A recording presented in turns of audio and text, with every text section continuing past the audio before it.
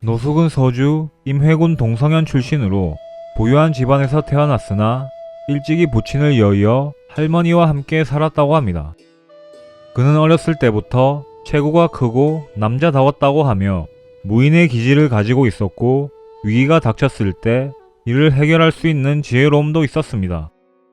그리고 천성이 베푸는 것을 좋아하였기에 천하가 혼란스러워지자 집안의 재물을 대량으로 풀고 가지고 있던 농토를 팔아서 가난한 자들을 돕고 이름난 선비들과 교류하는 데 힘썼습니다. 또한 스스로 검술과 기마술을 연마했고 열기가 넘치는 젊은이들을 불러 모아 산을 넘나들며 사냥을 하고 이들에게 무술도 가르쳤다고 합니다. 이 때문에 고향 사람들의 환심을 많이 얻었고 가문의 어른들은 노씨 가문은 대를 이어오면서 점차 기울었는데 이제서야 우리 가문에도 기재가 태어났구나 라고 말했다 합니다. 군웅할거 시대가 도래하며 중원이 혼란스러워지자 노숙은 가문 사람들에게 나라의 기강이 무너져서 도적들이 날뛰고 있으니 서주는 자손을 남길 수 없는 지역이 되어버렸습니다. 그러니 강동 지역으로 피난을 가서 세상의 변화를 지켜보는 게 나을 듯합니다 라고 말했고 가문 사람들은 노숙의 말을 따릅니다. 노숙의 의견에 동의하여 강동 지역으로 향한 사람들의 수는 남녀 3,400명 정도였고 그는 여자들이 먼저 가도록 하고 건장한 남자들과 함께 후위에 있었는데 서주의 관청에서 보낸 기마병들이 뒤쫓아오고 있는 것을 발견합니다. 이에 노숙은 이동 속도를 늦춘 뒤 군세를 정돈하여 전투태세를 취하고는 기마병들에게 외칩니다. 경들은 사내들이니 천하의 정세를 이해할 수 있을 것이다. 오늘날 천하가 혼란스러워졌기에 공적을 세우더라도 이를 포상받지 못할 것이고 우리를 잡더라도 처벌할 수 없을 것이다. 그런데 어찌 우리를 쫓는 것인가? 그리고는 자신이 직접 방패를 세우고 물러난 다음 먼 거리에서 활을 쏘니 화살이 전부 방패를 관통했다고 합니다. 노숙 일행을 쫓아온 기마병들은 노숙의 언변에 기가 눌린 데다 그의 뛰어난 공술 실력까지 보니 그를 제압할 수 없다고 생각해 스스로 물러났다고 합니다. 노숙이 서주를 떠나기 전 주유가 노숙을 찾아와 군자금과 식량을 요청합니다. 이 당시만 해도 노숙과 주유는 어떠한 친분도 없었지만 노숙은 기꺼이 주유에게 자신이 소유한 곳간의 반을 털어서 수많은 식량을 제공합니다. 이 일을 계기로 노숙과 주유는 친분을 맺었고 주유는 노숙이 비범한 인물이라는 것을 알 수 있었다고 합니다. 그리고 본래 노숙은 그의 명성에 힘입어 원술에게 발탁된 뒤 자신의 고향인 동성현의 장이 되었는데 노숙은 원술이 함께 공업을 세우기엔 부족한 인물이라는 것을 알았고 천하가 계속 혼란스러웠기에 다른 곳으로 이주할 생각을 하던 중 훗날 위나라의 책사로 활약하는 인물이자 친한 친구였던 유엽의 편지를 받습니다. 유엽은 편지를 통해 정보라는 인물이 거소에서 만여 명이나 되는 무리를 모았고 그가 차지한 땅이 비옥하여 대부분의 사람들이 그곳에 모이고 있으니 때를 놓치기 전에 빨리 오도록 하시오 라는 의견을 보냈고 노숙은 이에 동의합니다. 이처럼 노숙이 고향을 떠날 결심을 했던 건 유엽의 제안 때문이었습니다. 그래서 만약 누군가 중간에서 노숙에게 다른 제안을 하지 않았더라면 아마 노숙은 유엽과 함께 위나라로 가서 조조의 수하가 되었을 수도 있습니다. 하지만 노숙에게 다른 제안을 한 사람이 있었으니 모두가 알고 있고 예상할 수 있는 그 인물 바로 주유였습니다. 주유는 노숙에게 지금의 정세는 군주가 신하를 선택할 수 있을 뿐만이 아니라 신하도 군주를 선택해야 하는 세상입니다 라고 말하며 자신이 섬기는 군주인 성곤에 대한 칭찬을 심히 말할 정도로 합니다. 노숙은 유엽과 주유의 제안 속에서 갈등을 하다 결국 주유의 말을 따랐고 마침내 송건을 만나게 됩니다. 노숙은 다른 빈객들과 같이 송건을 만나 대화를 나눴는데 대화는 화기애애했고 송건의 얼굴에는 웃음꽃이 피었습니다. 대화가 끝난 뒤 모든 빈객들이 물러날 때 노숙도 역시 인사를 하고 나가려 하는데 송건이 노숙의 팔을 붙잡으며 노자경은 좀 더 이따 가시오 라고 말합니다. 송건은 노숙이 주유가 직접 추천한 인재였고 대화를 나눠보니 뛰어난 인재라는 생각도 들었기에 그와 더 진지한 대화를 나눌 요량으로 그를 붙잡은 것이었습니다. 노숙과 송건은 함께 앉아서 술을 마시며 대화를 계속 나눴는데 갑자기 송건이 진지한 표정으로 노숙에게 현재 한왕실은 기울었고 천하는 소란스러운 상태요. 여기서 나는 아버지와 형님께서 남긴 유산을 이어받아 제환공과 진문공의 공업을 세울 생각인데 그대는 어떻게 이러한 나를 보좌할 생각이오? 라는 질문을 던집니다. 이에 노숙은 거리낌 없이 과거 항고조가 마음을 다하여 초이제를 섬기려 했으나 원하는 대로 하지 못했던 이유는 항우의 횡포 때문이었습니다. 오늘날의 조조는 항우와 같은 존재인데 장군께서 어떻게 제왕공과 진문공처럼 되실 수 있겠습니까? 제 개인적인 소견으로는 한 왕실은 다시 일어날 수 없고 조조는 빨리 무너지지 않을 것입니다. 그러니 장군께서는 강동을 차지하여 천하의 변화를 살피면서 북방이 혼란스러울 때를 노려 강하의 황조를 제거하고 나아가 유표를 공격해 장강 유역을 차지한 다음에 제왕이라 칭하고 천하 통일을 꾀하는 것이 좋을 듯 합니다. 이것이 바로 항고조의 사업이었습니다. 라고 대답합니다. 한마디로 노숙은 제환공, 진문공처럼 황제를 모시는 패자가 되고 싶다던 송건에게 오히려 한나라를 세운 항고조 유방이 되라고 말한 것입니다. 송건은 내심 기뻤지만 지금 나는 한왕실을 보좌하는 데 힘쓸 뿐이요. 그대가 방금 한 말은 내가 생각하고 있는 바가 아니요. 라고 말했다 합니다.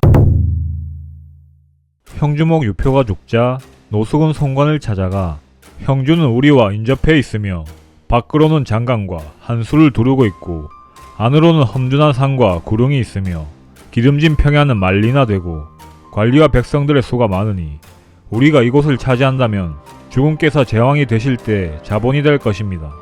그리고 지금 유표가 죽었으나 그의 두 아들은 화목하지 못했기에 장수들은 두 패로 나뉘어 대립하고 있고 유비 같은 천하의 영웅은 유표에게 이탁했으나 그의 견제로 중용되지 못했습니다.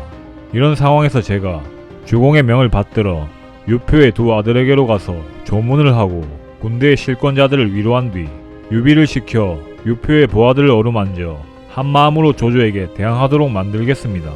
이렇게 하면 유비는 반드시 기뻐하며 행동에 나설 것이고 만일 이 계획이 성공한다면 천하도 평정할 수 있을 것입니다. 조조가 먼저 기회를 잡기 전에 빨리 움직여야 할 것입니다. 라고 조언했고 송건은 즉시 노숙을 형주로 파견합니다. 하지만 노숙이 하구에 도착했을 때 조조가 벌써 형주로 출발했다는 소식이 들려왔고 이에 노숙은 밤낮을 달려 형주로 향합니다. 그러나 노숙이 남군에 왔을 즈음 유표의 아들 유종이 이미 조조에게 토항했고 유비는 조조가 두려워서 장강을 건너려 하고 있다는 소식이 재차 들려오자 유비를 직접 맞이하기 위해 당양현 장판까지 갑니다. 강표전에 따르면 노숙이 유비에게 유비님께선 이제 어디로 가려 하십니까? 라고 물으니 유비는 창호태수 오거와 오랜 교분이 있으니 그에게로 가서 의탁하려고 하오 라고 대답했다 합니다. 유비의 대답을 들은 노숙은 유비에게 주군께서는 총명하고 인자하여 현인을 공경하고 선비를 예우하니 장강 이남의 영웅 호골들이 모두 귀부했습니다. 게다가 6개의 군에 이르는 영토와 수많은 식량, 강력한 병사를 갖추고 있으니 조조와 붙어 볼만합니다. 지금 우리와 연합하여 조조와 맞서는 것이 가장 좋은 선택지인데 범상한 인물에 불과한 오거에게 의탁해봤자 뭐가 남겠습니까? 라고 말하자 유비는 매우 기뻐했다고 합니다. 마침내 유비는 도망칠 마음을 접고 강하군 악현에 주둔하고는 제갈량을 송건에게 보내 동맹의 서약을 맺습니다. 배송진은 유비와 송건이 동맹을 맺는 과정에 대해 촉서 제갈량 전에서는 제갈량이 송건을 설득하여 동맹을 맺은 것으로 묘사하고 있고 오서 노숙전에서는 노숙의 활약으로 동맹을 맺은 것으로 묘사하니 이것은 양국의 사관들이 자국의 공적을 높이려 기록을 하게 되었기 때문이라고 말하며 이를 체계적으로 정리하지 않은 정사 삼국지의 저자인 진수의 잘못이라고 평가합니다.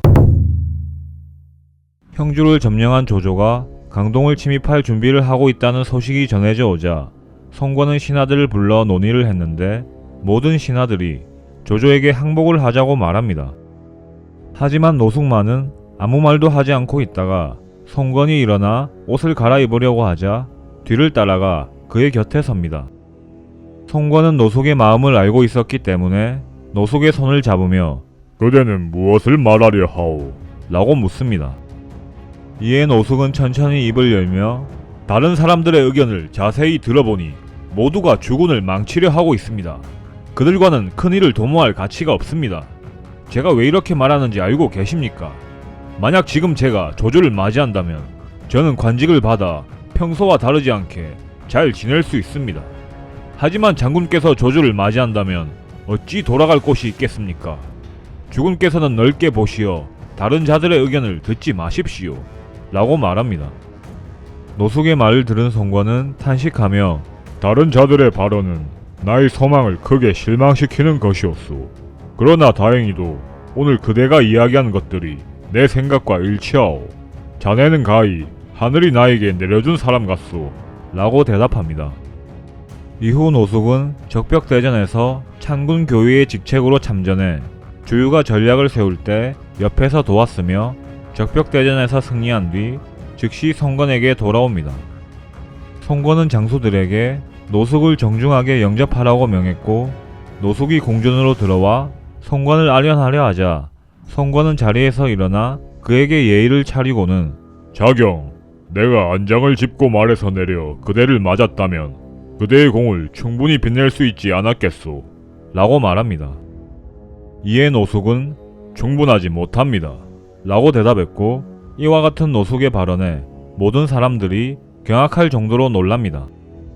하지만 노숙은 아무렇지도 않은 듯이 자리에 앉은 다음 제가 오로지 원하는 것은 존귀한 군주의 위엄과 덕망이 천하에 더해져 구주를 통일하여 제왕의 사업을 완수한 뒤 특별한 수레로 현명한 인사들과 저를 부르신다면 그때서야 비로소 빛날 것입니다. 라고 말합니다. 송건은 노숙의 아부에 좋아 죽으며 손뼉을 치며 웃었다고 합니다. 주유는 자신의 병이 점점 심해지자 상소를 올려 노숙이 지혜와 지략을 모두 갖추고 있어 자신의 뒤를 맡기기에 충분하니 그를 자신의 후임으로 삼으라는 내용을 송건에게 전달합니다. 송건은 주유가 죽은 뒤 주유의 말을 따라 주유의 병사들을 노숙이 이어서 다스리게 했으며 주유의 직속 병사 4천여 명과 그가 다스리던 현들도 모두 노숙에게 줍니다. 노숙은 주유의 뒤를 이어 맡은 바 임무를 잘 수행했으며 그가 다스린 곳은 위엄과 은혜가 널리 퍼졌기에 그를 따르는 사람이 만여 명으로 증가했다고 합니다.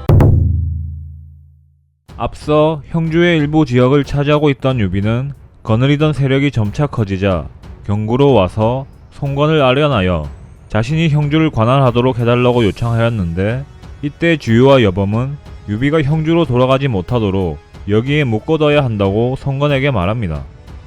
하지만 노숙은 반대하며 안 될 일입니다. 아직 조조의 세력은 막강하며 우리 군은 형주에 주둔한 지 얼마 되지 않아 신의와 은총이 널리 퍼져 있지 않습니다. 그러니 유비에게 이를 빌려주어 위무토록 하는 것이 오히려 나을 것입니다. 이는 조조의 적을 늘리는 것이고 우리의 동맹을 만드는 것입니다. 라고 말했고 송건은 노숙의 의견에 동의합니다. 이런 연유로 송건은 형주의 땅 일부를 유비에게 빌려주었는데 이와 관련하여 어느 지역을 빌려줬는지, 실제로 빌려준 게 맞는지, 빌려줬다면 어느 시기에 빌려줬는지에 대한 내용이 명확하지 않고 학자마다 주장하는 바가 다르기 때문에 자세한 내용은 나중에 따로 다루도록 하겠습니다. 이후 유비는 형주 지역을 기반으로 하여 익주 정벌에 성공했고 이 소식을 들은 송건은 건한 20년 제갈근을 보내 장사군, 영릉군, 계양군의 반환을 요구합니다. 그러나 유비는 나는 지금 양주 지역을 취할 생각을 가지고 있으므로 양주를 취한 후에 곧바로 형주를 오나라에 돌려주겠습니다. 라고 말하며 송건의 요구를 거절합니다. 하지만 애초에 송건이 주유와 감령의 권유에 따라 촉을 치려고 했을 때 유비는 저와 유장은 똑같이 한 종실이며 한 왕조를 보좌하기만을 희망했습니다. 지금 유장이 당신들에게 죄를 지었고 저는 두려워 이를 말씀드리지 못했는데 오직 관대하게 용서해주기만을 원할 뿐입니다. 만약 장군께서 유장을 치신다면 저는 관직을 버리고 살림 속으로 들어가야만 합니다. 라고 말하며 반대해놓고 오히려 자신이 유장을 정벌하여 익주를 차지했기에 송건은 유비를 좋게 볼 수 없었던 데다 형주의 영토 경계를 두고 관우와 자주 다퉜기 때문에 송건은 유비가 자신의 제안을 거절하자 분노합니다. 송건은 먼저 장사, 영릉, 계양 세 곳에 태수를 임명하여 그곳에 사람들을 보냈지만 관우가 이들 모두를 내쫓습니다. 다시 한번 분노한 송건은 여몽에게 2만 명의 군사를 주어 장사, 영릉, 계양 세 군을 취하게 하고 노속에게는 1만 명을 주어 파고에 주둔하여 관우를 막도록 시켰으며 자신은 직접 육구에 머물며 군대를 총지휘합니다. 이에 유비는 직접 5만의 군대를 이끌고 공안에 도착하였고 관우에게 병사 3만 명을 주어 익양으로 가도록 합니다. 이렇게 노숙은 관우와 익양에서 대치하게 되었는데 노숙은 관우와 단판을 지을 마음을 먹고 서로 만나자고 요청을 하여 각자의 병마를 백보밖에 주둔시킨 뒤 장군들만이 반도를 진 채 만남을 가집니다. 노숙은 관우를 만난 뒤 그를 여러 차례 질책하며 우리 군주가 본래 그대들에게 성의껏 토지를 빌려준 것은 그대들이 전쟁에서 패하여 갈 곳도 없고 의지할 곳도 없었기 때문이요. 그런데 익주를 차지했으면서도 형주를 돌려주려는 생각이 없어 보이는 데다 우리들이 단지 세군만 반환해 줄 것을 요청하였는데도 따르지 않고 있소. 라고 꾸짖습니다. 이에 옆에 있던 어떤 이가 노숙이 말을 마치기도 전에 영토란 덕이 있는 사람에게 속하는 것일 뿐이요 어찌하여 영원히 소유하려 하시오. 라고 말하자 노숙은 병력 같은 소리를 질러대며 그를 질타합니다. 아무 말 없이 이야기를 듣고 있던 관우는 칼을 잡고 일어나며 이것은 국가의 일인데 나 같은 사람이 무엇을 알겠소. 라고 말하고는 회담을 끝내자는 눈빛을 보냈기에 회담은 이렇게 끝이 납니다. 이렇게 유비와 송건은 한판 붙기 직전의 상황까지 갔지만 곧 조조가 한중으로 들어온다는 소식이 들리자 똥줄이 탄 유비가 먼저 사자를 보내 송건에게 화해의 제스처를 보냈고 논의 끝에 형주를 분할 점령하기로 결정합니다. 결국 형주는 분할되어 동쪽 지역인 강하, 장사, 계양은 송건이, 서쪽 지역인 남군, 영릉, 무릉은 유비가 차지하는 것으로 마무리됩니다. 그렇게 의양대치 이후 건한 22년 노숙은 눈을 감습니다. 송건은 노숙을 위해 애도했고 장례식에 참가했다고 합니다. 장소는 노숙이 겸손하지 않고 불만스러워한다고 비난하였으며 노숙의 나이가 어리고 거칠어서 임용하면 안 된다고 몇 차례 욕도 했다 합니다. 노숙이 유비를 처음 만나 동맹 제의를 했을 때 곁에 있던 제갈량을 보고는 나는 제갈근의 친구요 라고 말하며 친한 척을 했다고 하며 나중에 노숙이 죽자 제갈량은 그의 죽음을 애도했다고 합니다. 송건이 노숙의 제안에 따라 유비에게 형주 지역을 빌려줬을 때 조조는 이 소식을 듣고는 너무 놀라서 손에 쥐고 있던 붓을 땅에 떨어뜨렸다고 합니다. 훗날 송건이 황제가 되었을 때 제단에 올라간 뒤 주변 사람들을 둘러보며 옛날 노자경은 일찍이 내가 제위에 올 것을 말했는데 이처럼 그는 형세의 변화에 밝았다고 할 수 있소. 라고 말했다 합니다. 오서에 따르면 노숙은 사람됨이 근엄하고 겉을 꾸미거나 하지 않았고 공사에 걸쳐 검약에 힘썼고 조속한 취미에는 손을 대지 않았다고 하며 군세를 통솔할 때에도 이를 잘 정돈하여 군령을 잘 지키도록 하였고 군중에서도 서책을 손에서 놓지 않았다고 합니다.